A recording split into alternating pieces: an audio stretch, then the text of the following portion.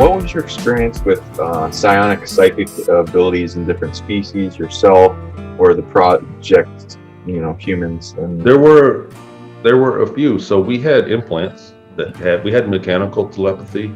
A lot of the machines on Ceres Colony had the ability to interact telepath, telepathically with your implant.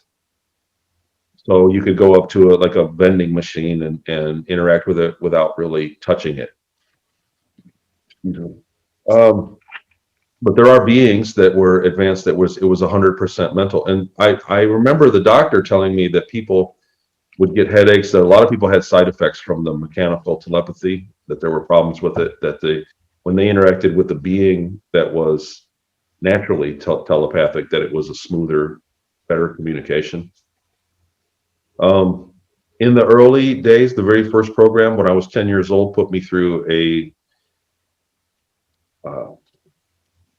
it was a CIA level Project Grill Flame is how I found documents. I found the funding to it, Project Grill Flame, which went to Project Center Lane, that went to eventually was Project Gateway and Stargate. They put us through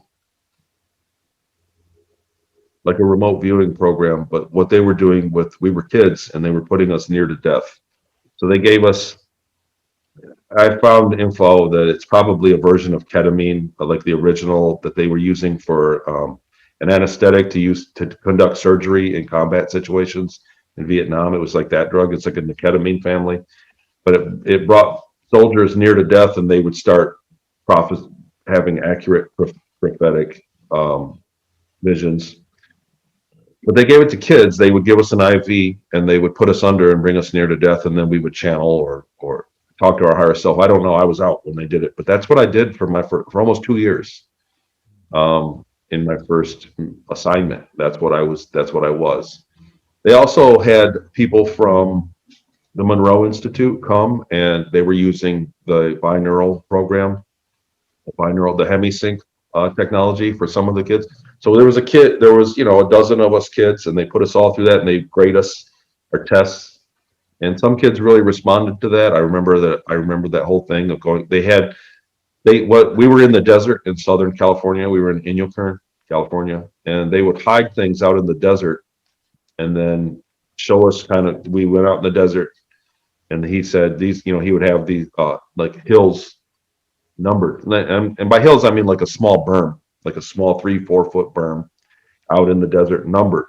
And we'd walk them. And then we went back, and they would give us, I don't want to say drug, they gave us things like minerals and drugs. And then we had headphones, and they put us out, and it was the Monroe Institute out of body, the early Monroe Institute, the out of body binaural stuff.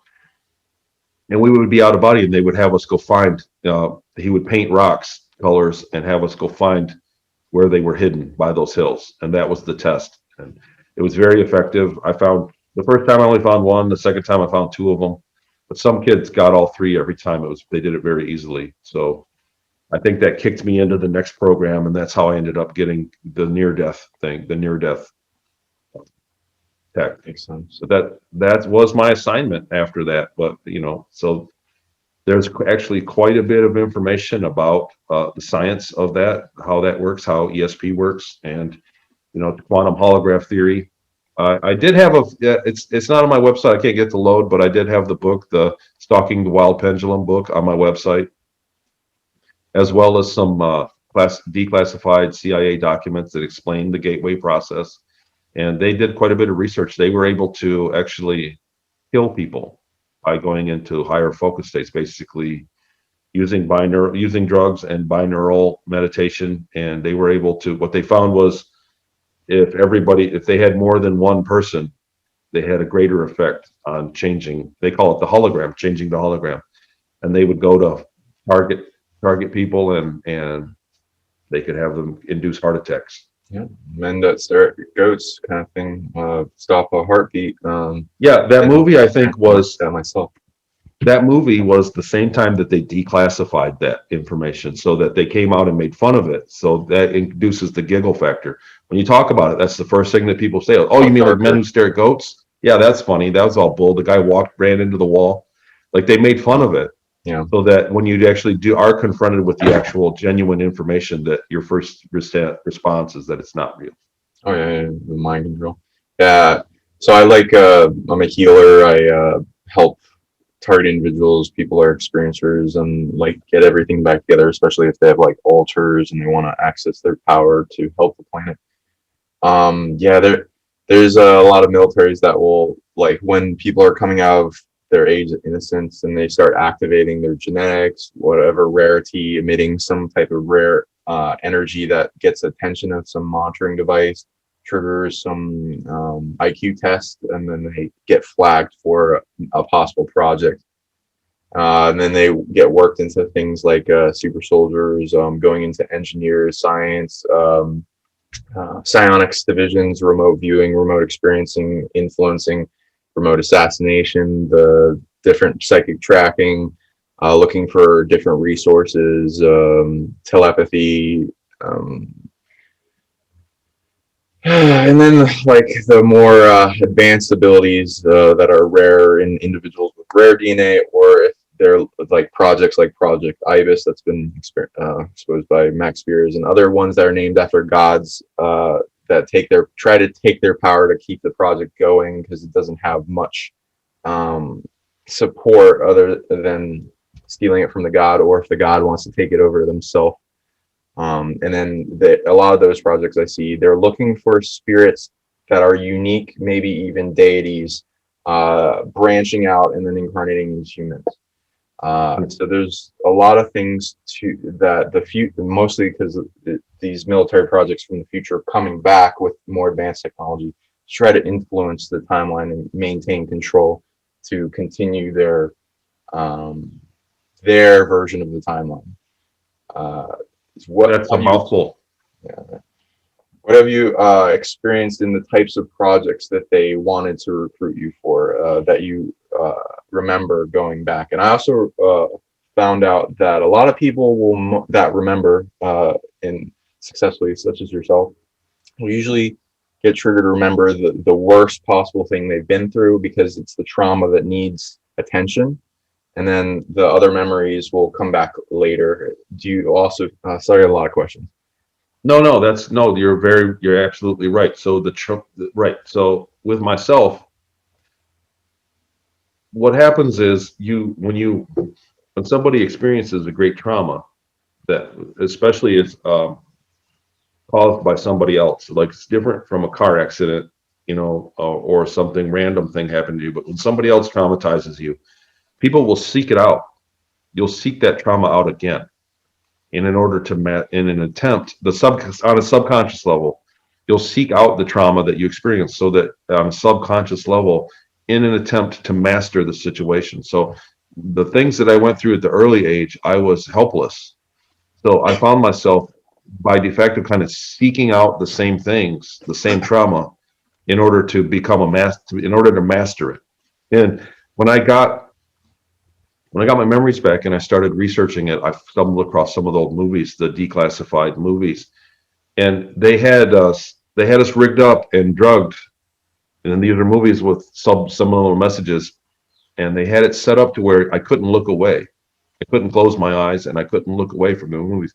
So when I found them again, just the ability to turn it off and look away, like I knew when a part of the movie was coming up that I hated, and I would just put my hand over it, I would be able to look away, and it was empowering. And it was that was a very healing thing. Was able to, deal with that. But it is just like that. So the first memories are the traumatic ones because your subconscious wants to master that situation and get over it. And those are it's like a splinter that you can't get rid of, you know what I mean? Until you can get rid of it, it's always painful. And and I dealt with them in my life when I didn't even remember them. Growing up through my teens and my 20s, I was dealing with the side effects of trauma, and I didn't know why. I couldn't put my finger on it. So I think that made it even worse. And a lot of people don't have their memories of things that are bothering them. And I think remembering for me, it was later in life. It was 2015. So, I was already quite old in my 40s. when I began to remember and was able to solve a lot of it. And I've come a long way, but other people are going through it. True.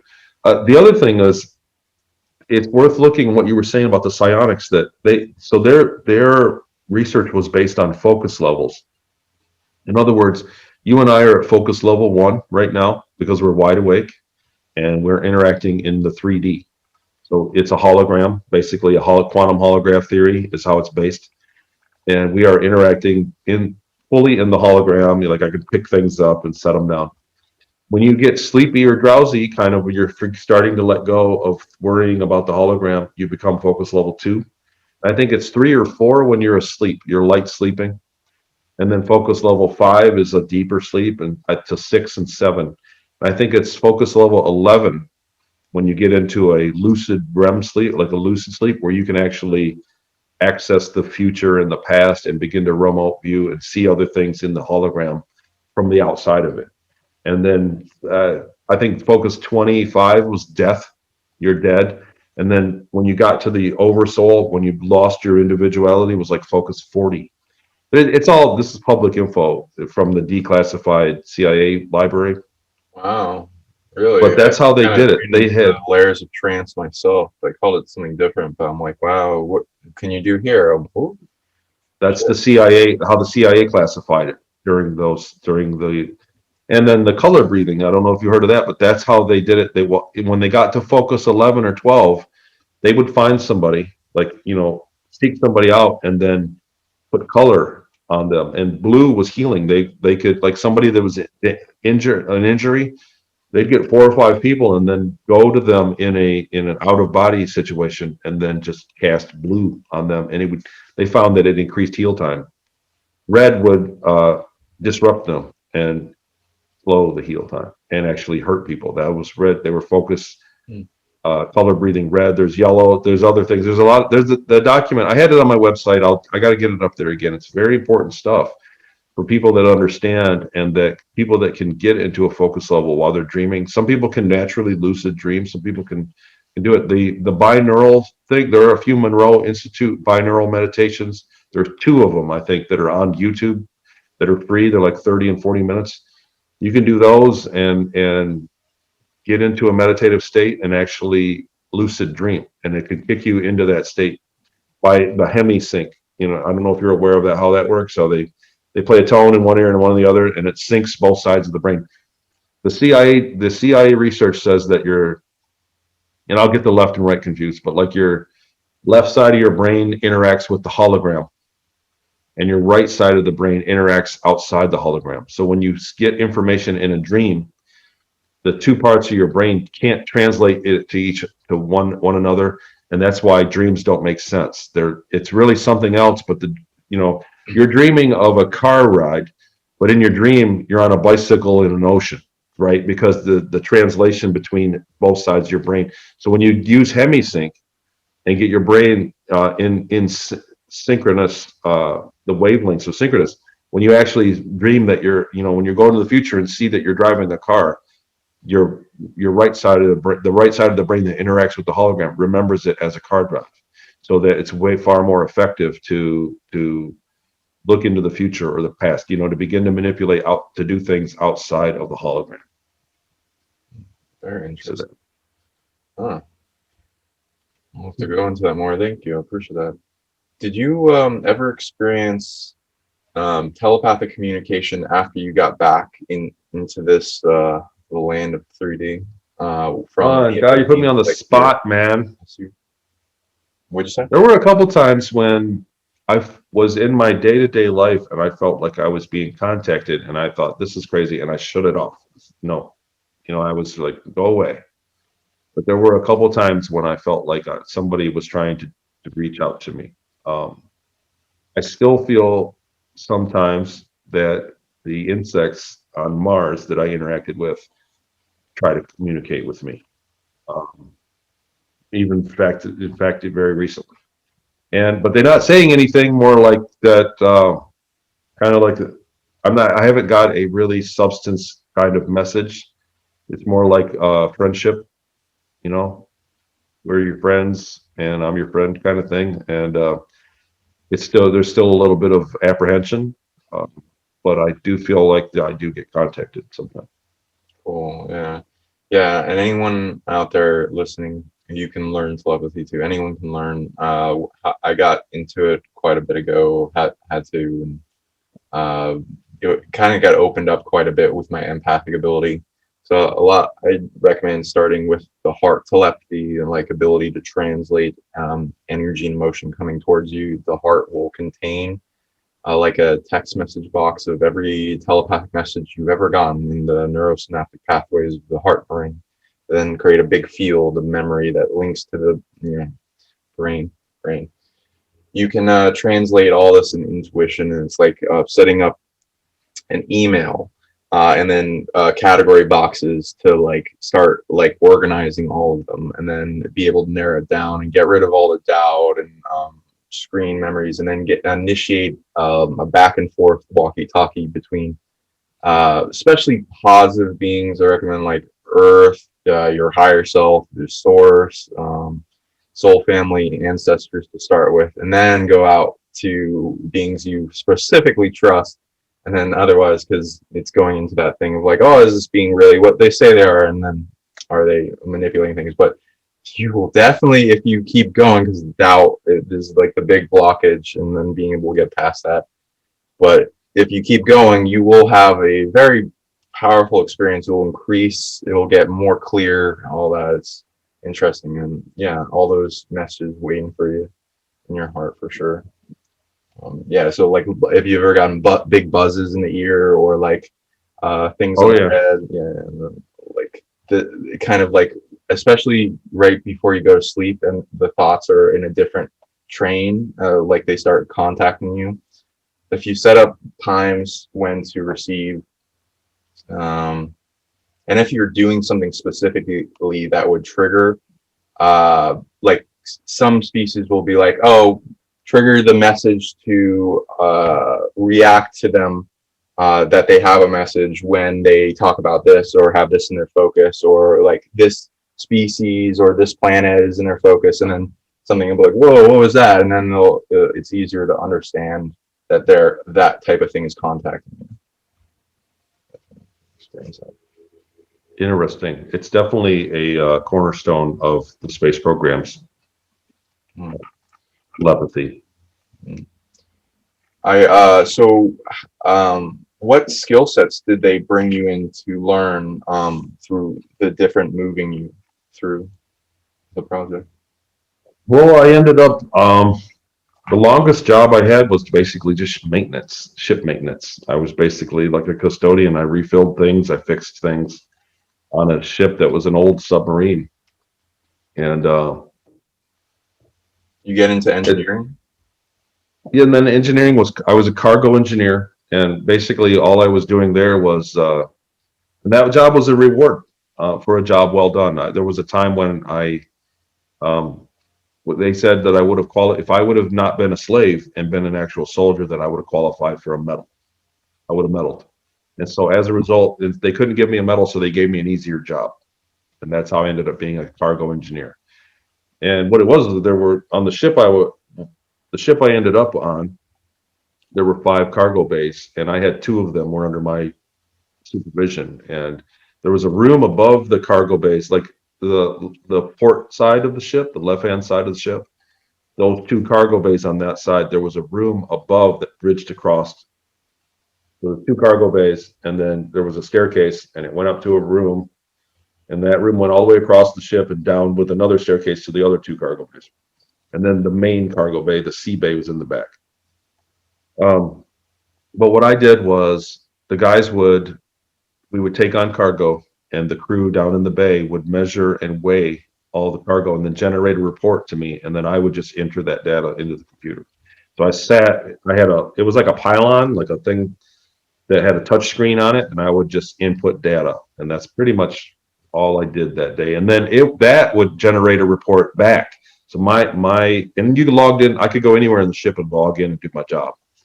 But that was my spot. And then it had a little printer, and it would print out a stacking report. And I would give that to the guys, and then that would tell them where to put everything. And I actually had some say in what boxes went where, because I knew when they were going to be offloaded. I sat in on the mission briefings, and I knew when things were going to be offloaded and when they were going, how long they were going to stay. Like that cargo is going to stay with us for a while. So I would generate the report and have it manipulated as such. What's funny is that I did an interview about this years ago, 3, 4 years ago, and a guy contacted me from, I think he was in Italy, or Greece. But he said, I do your job for shipping container, for ships. He's like, I do your exact job that you were talking about. I said, what do you mean? He said, I input the data just the same way that you described it for a shipping company. And he said, how high did you guys go? And I was like, what do you mean? He's like, how high did you stack? And I said, well, it was like the 3 meters, I think was the amount. He's like, what about your tipping report? And I said, oh, I didn't have to do a tipping report because all the cargo that went in the side bays was 1 meter by 1 meter by 1 meter max. Anything that was bigger than that went in the main bay in the back, and they had to generate a tipping report. So I didn't even have to mess with that. And it was neat because we talked back and forth, and we talked about a job that Tony physically has never done, but I knew quite a bit about it. And he said, yeah, that's my job.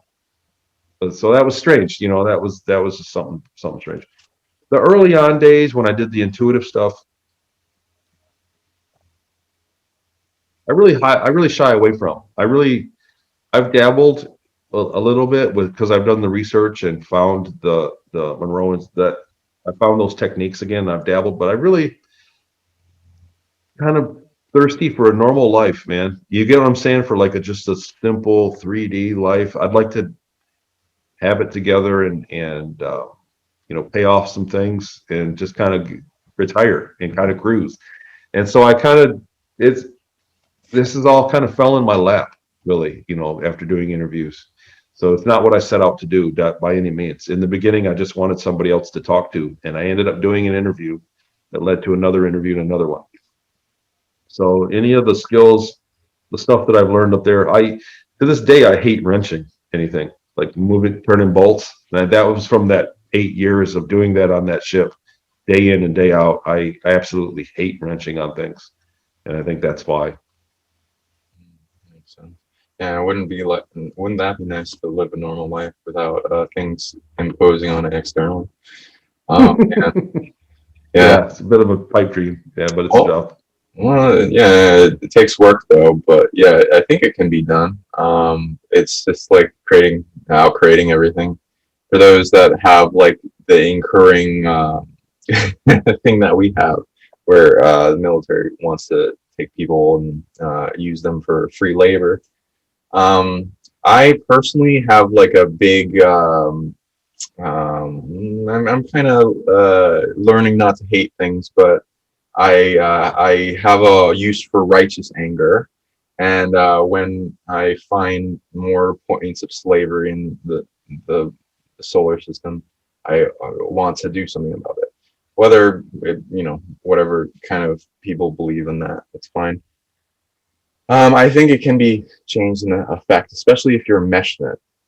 So if a project ever took you without your permission, they entered your game, and they are, if you psionically inclined, whatever, you have the ability to get them create a bunch of boundary rules, dead man switches, things like, oh, if you enter my game, and the longer you stay in my game without my permission, putting trauma, abuse, these things in the unseen that don't need to happen, if you were able to make your timeline the best possible timeline, where I don't want to be a slave, I don't want to work for this, and then you have consciousness time travel ability to influence the events to where it's the best possible scenarios. If you see value in the experience, especially if it helps wake up a lot of people, to stop that, as well as like I find people that are abused by projects. Oh, you're in the project. Oh, let's do this thing where we scan to see if you need to be in the project. Go back in time. It will remain on top of them like a hologram that's trying to imprint on them with a large amount of energy, keeping them in that until they do something to create enough energy to outcreate it and then push it back with some type of counter chess move that makes it something they really don't want, or if they keep coming back, you have the ability to bring all the people in the project to a better positive state of being, where they're less negative mindset towards other people, infringing on their free will. Any point in that, you do not get karmic backlash for purifying them of mind control, and then getting everyone in the project to get out of it being a negative project into a neutral project. Usually that'll make it like detached. If it keeps remaining attached, you can even bring it into a positive, and you would have your higher self, your macro self, all that, and the beings involved can have the project be brought to a thing that positively influences humanity, because otherwise it usually would remain anyway or get replaced with something else. So the people involved will usually, it's fairly resilient. But we have chess moves as like with any abuse victim.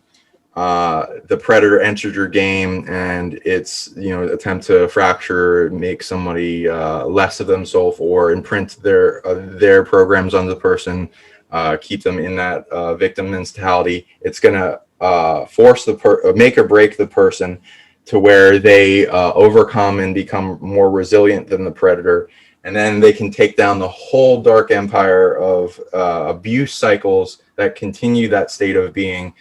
And then rip that down, and then you could change the entire solar system through what you set up as a trap where these beings enter your game.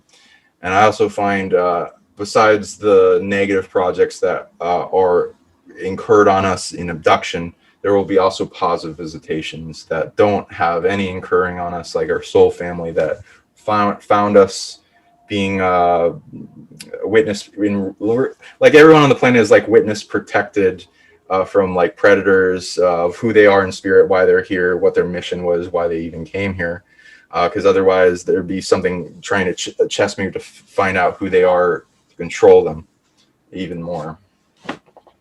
That's kind of where we're at. There's a lot of, I mean, that's who's watching. Everybody that's aware at this point are people that have come here to change it, for the better. And we are the ones that are after it, because really everything that we're talking about is like really advanced. There are most people are just unaware that there's even UFOs yet. You get what I mean? Like most of the people on the planet are still very unaware, and we're talking about very advanced things. It's very advanced, more than what people are even imagine right now. So the people that are watching this and the people that are in the audience are also aware, and it's a small audience. It's going to get very big very fast, I think. I agree.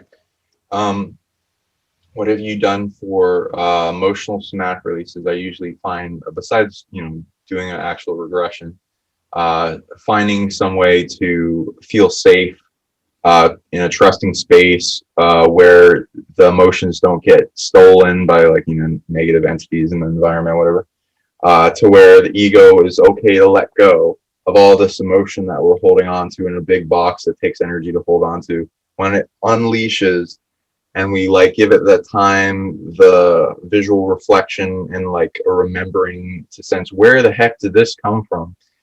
As you've gone through all the ones for regular normal day life, if that's even the first ones that come up, and you find these things that just come out of nowhere, or well, it doesn't really come out of nowhere, but temporal dilated back in, as if there's it's this weird thing, then that will be a good evidence to find and then look into for your own experiential memories, anyone in the audience, and they'll keep coming. For me personally, the emotional problems were all along. So there was so I had the effect with no cause in my, you know what I mean? Like I had all these emotional things going on in me that I was dealing with day to day, and I was aware of. I was like, what is this? Where is it coming from? Right? I had anger issues. I had a lot of things. And once I was able to, like I said, it wasn't until 2015 that I really put it all together and accepted that it did happen. And once I was able to assign a cause, they went away really quick. Like the emotional, the peace. It's kind of like the emotion is this. It's like a bubble of emotion, and once you don't cause, you can't release the pressure there. And once I was able to find the cause, that what caused it, what's trapped it, I opened that up and lost the tension. And so emotionally, and for me also a great deal of time passed. So that, very bad traumatic things will heal naturally over time, even if you leave them be. And so I think that really it makes it, myself, I mean, it's over 35 years, it's been, ago that happened. And then 20 years after that. So for the early days of when I was being tortured. And so for me, 50 years has gone by, 55 years has gone by since I was put through an MK Ultra class. And so that time frame has also made it, and I have a life, I have a normal life. I'm a normal person, and I have a pretty healthy life. I'm not a drug addict or, homeless or anything like that. I'm functioning life right now. So that because I had that base, I guess, of a family and a baseline of a decent life, when I tapped into those memories and got tapped into those negative emotions, those things, I had, I had a place of safety that I was operating from in the first place. So I have to admit that I had a lot of things go in my favor randomly when I got my memories back, almost as if somebody was helping me. So, there's that. And I am very thankful for where I'm at right now. That's a good point, and thank you for bringing up the emotional cause, because like I've experienced that too. I've had emotional like crippling baggage, anxiety, and empathic overload to an extreme. And then I kept like, why is this happening? Why me? All that. And then as soon as I started focusing on narrowing it down what could have been, it was like, oh no, it was none of those memories. And, like a few of them were, but like then it kept coming up. So I was like, okay, let's go into visualizing it, because if you like visualizing the pain, it starts to come up with some images.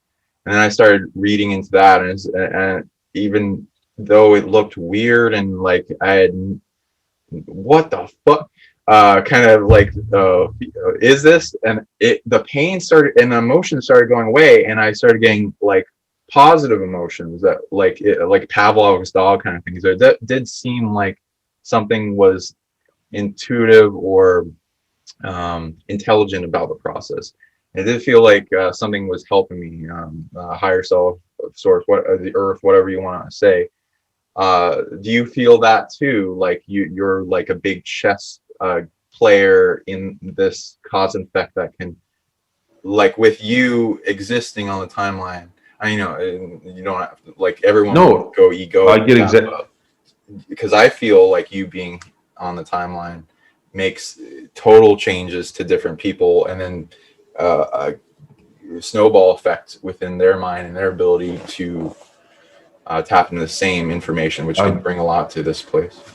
I believe so. Like I said, in the very beginning, there was nobody for me to go to. There was nobody, there wasn't a lot on this subject. So it was terrifying. And so since then, my focus has been talking about it, giving somebody somewhere to begin with. That's what so there's I made a website. It's somewhere to begin if you go through the same experience of remembering these things, of remembering. And there's been so many people, like, this isn't an isolated thing. Thousands of people have contacted me since I've came forward publicly. And so it's a very widespread phenomenon that people, and I've said it many times, what happened to me wasn't unique. What was unique about me is that I remembered it. And a lot of people have gone through it and have no memory and still are dealing with problems. They have no idea what caused them. And then because you don't know the cause, the problem is worse than it really is for a lot of things. But yeah, I think so.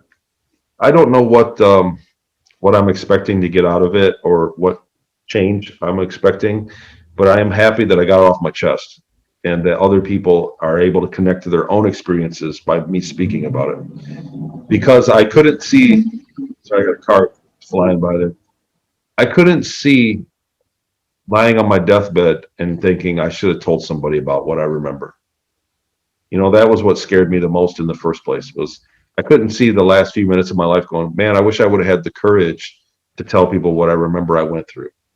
Because I've taken flack about it too. Like, you know, there are a lot of people out there that want to laugh it off or poke fun at me for what I've said. And there are, you know, I have been attacked.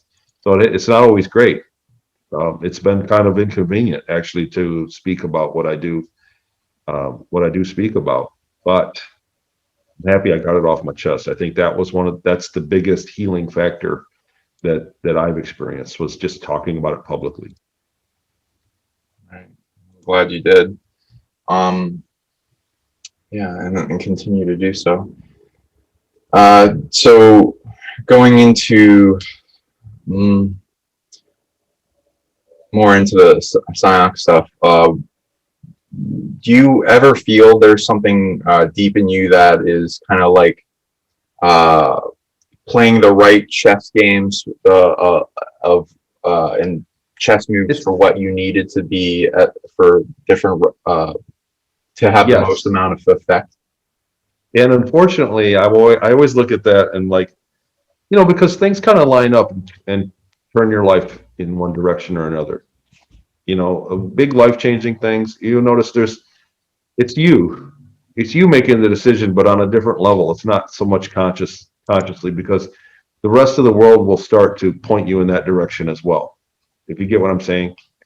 And I always there's times when I can kind of see it happening or feel it happening, that my higher self is telling me to go one way or not the other. And there are times when I go, why couldn't you turn me into a millionaire? You know what I mean? Or like, why couldn't you make me into something better, different, a little bit more enjoyable than what I'm doing now? But that's the mission. You know, we each have our own little thing that we've agreed to do before we even got here. You have your own mission that you agreed to do and that we're doing. And so your higher self is going to make you do that and nothing else. And yeah, I feel that all the time. I think that I've been fortunate to be in touch with that part of myself. And do you feel what do you feel towards the continued state of temporal dilation used for slavery, and what do you imagine it could be once it has like things of projects to rein them in? Well, widespread, the program in a widespread thing for life extension, just available to humanity, would be huge. Would a huge improvement. Imagine your college years, you know, being 17 or graduating high school and then going on a 20-year tour and just using that for learning, getting a career, and then coming back and being 18 again, and then starting from that point. So the mankind as a whole would advance greatly from that. The continued use of slavery, I've said it before, I truly believe that slavery is self-defeating for a species when you're talking about, or for a culture, because you're enslaving people. Because it's like the game of chess. You talk about chess all the time. So the most important piece on the board is, the most powerful piece on the board is the pawn. Literally, it's the pawn, because they can each become a queen. You can get your pawn, so you can have 9 queens because of the pawn, not because of the queen. You can sacrifice your queen and get her back because of the pawn. Every person that is enslaved is a pawn that is denied the ability to reach the end of the board. So you're shooting yourself in the foot, as you know, in chess terms, a society shoots itself in the foot by having slavery, because you're denying all those pawns the ability to become something greater. And slavery is self-defeating. And in the long run, in the short run, it's a shortcut. It's a shortcut to, you know what I mean, to prosperity by enslaving people. But in the long run, it's a hindrance. And that's what I think that's going to have to work out. And it doesn't matter. It doesn't matter if they take over and enslave everybody. It'll still eventually play out. It'll still not. It'll still be why can't I think of the words on the tip of my tongue? It'll still be, obsolete eventually. Slavery is an obsolete thing because for that reason. Mm, yeah. Do you like you don't have to talk about everything because there's like secret, the chess move. You feel there's like a deep power within you to like create um things in the background for the better as you process them through your own mind. So everybody is, it's a buzzword, like your manifest. Everybody wants to manifest these days. It's people are just kind of learning that that's the way things really work. And it takes work. It takes work to make your life better, to manifest better things for your own life, and that is your inner power, right? That does that. But you have to kind of devote towards one thing or another, and choose the direction you want to go to manifest something. You have to really stay focused. And a lot of times there are things that I'm focusing on that I focus on, and there's a lot of things that I don't because they're just not that important to me. Like I'm more concerned about living a happy life than one of like hyper achievement. Like I consciously think about it when I get up in the morning that all these things I could do. I could get up, hit the ground running right out of bed and be hyper productive. There's a point where I sacrifice my happiness for that, and I choose to be happy. I choose to live my life where that I can maintain a sense of happiness because, I guess maybe because of what I went through, that I faced enough negative emotions that, it's a real victory. The bar is set low for me after living through slavery. The bar is set very low for happiness. So I don't have to do too much to be a very happy man. And I don't need a great deal of freedom to feel like a very free, to be happy with my freedom. Do you get what I'm saying? So for me, the bar is set pretty low for having a great day. Well, I mean that's a blessing in itself, I suppose. What It is. would you say to the people that find it hard to feel happy during, especially their overwhelm of emotions that may be more or about the same than what they expect to have in one life? Wow, that's a big question. And I mean, I'm not sure if I'm qualified. I would say that people that are unhappy in general, it's where your expectations are. And there are some people that no matter how I used to work, I worked with a guy at one point where he was very much on paper so much more fortunate than me. He had more things, he had more money, he had a better family, he had a wife and kids at a young age, he had everything. But he still found every way he could to not be happy. And it really made him upset when I was happy in front of him. That was the worst crime the worst crime that anybody can commit is to be happy in front of somebody that's not happy. You get what I mean? And he really, I think he looked over his own reasons to be happy and was jealous of everybody else's happiness and was focused on that rather than worrying about his own predicament and his own, where he's at in his own life and being happy about it. He worried about what made everybody else happy and chased that. And that was like a life lesson to me. You know what I mean? Like I'm happy with what I am. Like I can be very happy with a bologna sandwich. And here's a guy that's having steak and shrimp and he was unhappy with it because he saw me enjoying my bologna sandwich. I should have my bologna sandwich too. That was his mentality. And I think a lot of people, I mean, yes, there are people that are in dire, bad situations, they have bad or poor health or poor living situation, that live with somebody that's abusive. There are reasons why people legitimately can't be happy. And I think that that's really, in a big way, that's the meaning of life, is to find happiness, period. That and you are responsible for your happiness only. And somebody else's happiness is very detached from it. So when there's an external force that's driving you away from being personally happy, that's your challenge in life. That's your meaning of your life, is to solve that. And so you boil it down to the basic parts, basic ingredients of what it is and solve it one to eat the elephant one bite at a time and solve the problem, because ultimately that's the only thing that's going to matter in the last few moments of your life. What, when you look back, is what made you happy and what didn't. I think that's huge. Wow, that's big. Yeah. Yeah, like happiness, I find the thing that triggers it evolutionary wise to find more is people seeking their truth of who they are, the surrounding, what is all about them, and the body and emotions rearing up in a higher vibrational state to reward them for their actions.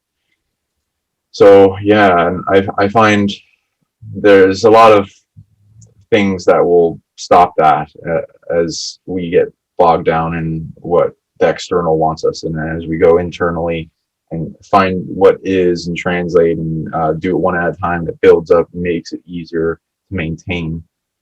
I also go into how to be happy all the time with crippling amounts of emotion by transmuting them or letting them, art of transmuting or art of letting go. And either one, you can do both the same. You can turn all your pain into something that makes you even more stronger, resilient happiness, awareness, knowing, magic, power, the force. You can turn all this stuff that we've gone into. It's all within you. It's still, all that pain is still holding on to. It's until we do something with it, because there is value in it. Or it's really hard to get rid of because it's attaching and from other people. And as we detach from everyone external to us that is not us imprinting on our hologram, we replace that with our true light. As we push that out, then we can really decide what we want to be and do, and being our pure state of being at shining, like if you were to see it as a lantern that tries to lower the light, fully shining outward who you are. It goes with happiness, it goes with love and enjoyment and flowing right to where you need to be. So as we let go of that 99% added stuff, or we turn into something that makes us stronger, to overcome the problem or be happy no matter where we are. If we're in hell or some really bad situation, we can find our way out. Yeah, what kind of things did you go through in the moment when you decided to change your mindset into to being happy with even the small things? You know what? I was on a treadmill for a long time. For many years, I was on a treadmill trying to, think that there was a dollar amount or there was a possession amount that I was going to buy something that was going to make me happy. And there was a real moment when I just let go of all that. I thought, I'm happy how I am. I don't need anything. I don't need a thing. And I'm going to be happy wherever. And I feel like I could live in a cabin in Siberia and be very happy, and or anywhere else for that matter. It's not my environment. A lot of people want to move. I'm going to move. I hate this town. I'm not happy. It's not the town. It's, you know what I'm saying? It's you. It's, you've got to get happy. You got to get it in your head that you're happy with what you are, with yourself. And I think that's the biggest thing. I think so many people believe it at a young age that they're not worthy. They're not as good as somebody else that is happy, that that there's some, and they're not happy with themselves. They've been, so many people I see it in. It's like you have to be happy with who you are, with what you are, and then it begins to change. You have to let go of possessing possession. You have to let go of possessing somebody that's going to make you. What do you think, as the last question, what do you think it takes in the core wound? Like you said, people need to work at the core for happiness. What do you think it takes to get to the core root of ending slavery in the solar system? And then, yeah, can you then plug how people can reach you? And Sure. So slavery is going to be a big issue. We're on the fence of having a great deal of slavery thrown on us, or defeating it. Right now, we're in a kind of a crossroads. Over time, over a million years, slavery will defeat itself. It just doesn't, like I said, for that reason, it just doesn't work. It's just not efficient as we evolve. Um, we're all over the map. There are people that are very unevolved, very primitive, and there are people that are very evolved, very spiritually ascended, that are alive in our society right now. and they're all going to have to be to a certain level. Like a society is as strong as its weakest link kind of chain. And so it's susceptible by the people that are very undeveloped to be enslaved. People that want to be told what to do, that are, and there's this level of awareness that opens the door for slavery. So that's going to have to go away eventually. We can end it and everybody can get on the same page very shortly, or it could take millennia to happen, but it will eventually become, wear under its own obsolescence. Slavery just doesn't, like I said, it just doesn't work over time. So I'm hoping for the quicker route, and hoping that the people that are in charge up there or with things can see the light, and some of the people that are more empathetic towards everybody as a whole, see us as an organism as a whole. And some people that are enslaving people look at everybody else like they're a crop or a possession. And some people look at it and understand that we're part of a whole, that we're all like one organism. So it's whoever is going to be in charge is going to dictate that. But over time, the truth is going to come out. I just hope it doesn't take as long, sooner. It happens sooner than. So I have TonyRodrigues.com. It's Rodrigues with an S on it. TonyRodrigues.com has my website. It has a short story. I've got some T-shirts, merchandise. I've got a memory course for people that are beginning to have fragmented memories. As a prequel, as a starting point to take that course, and before you do something like a regression, it's something to build a base on and expand on why you think you're remembering and what you're remembering, and just get a baseline so that you have something to work with better when you go to others for like a regression or a QHHT or any of that stuff. So that course, I've gotten a lot of great feedback from it. A lot of people are very happy. I have some links to my free interviews there, and I have a link to my Patreon channel. I have a show on Patreon. We took it there. It's $5 a month. I took it there to defend against being deleted, the censorship that's happening. So that's why I'm on the Patreon channel. I'm not trying to get rich off of it. And with my co-host, Jackie Pierce, is an amazing person, very talented girl. And I've had some great guests on there. It's a good show. Yeah, that covers the website. And then I can be reached. There's an email link there. So a lot of people email me. I had people reach out to me through Facebook, but you can't trust Facebook anymore. It's like any minute the rug could get pulled out from under me. It would be a shame, but it happens, and they don't give you any good reason. So Right. the email link is on the website, and so far so good. It's been good. Yeah, thank you for plugging that. Yeah, and you guys can reach me at PsionicLeague.com, Sonic League YouTube, and I'm on Facebook and all that. Yeah, and let us know if you like these shows, and we may do more in the future. Thank you so much for coming on, Tony. I really appreciate it. John, I it's been hope great hanging with you, man. I'll talk to you very soon. much continued happiness to us all, and love you all very much. Have a great day. Have a good one, Tony. See you later. Okay, talk to you later.